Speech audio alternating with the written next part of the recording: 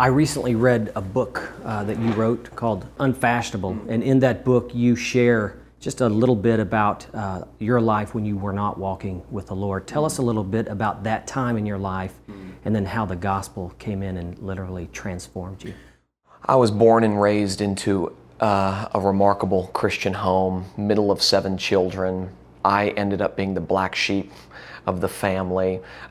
Because I was a middle child, I had 2 older brothers and an older sister and 2 younger brothers and a younger sister, and I wasn't sure if I was the oldest of the younger 3 or the youngest of the older 3, and since I couldn't figure out where I fit inside the home and I was longing for belonging, I decided to set out to try and figure out where I fit outside the home. And of course that led to some pretty unwise choices, and I started hanging out with people I shouldn't have been hanging out with and doing things I shouldn't have been doing. And all of that culminated at the ripe young age of 16 when I dropped out of high school, got kicked out of my home. My parents had tried everything and were left with no other recourse but to say, if you're going to live this way, you can't live under our roof.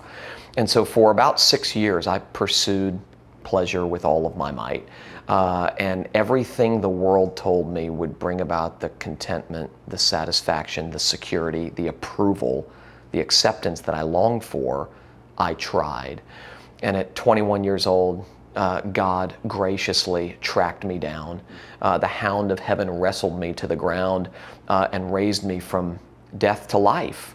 And the gospel liberated me in the sense that all of the security, all of the acceptance, all of the approval, all of the protection, all of the affection that I was longing for and that I was looking to things smaller than Jesus for became mine in Christ.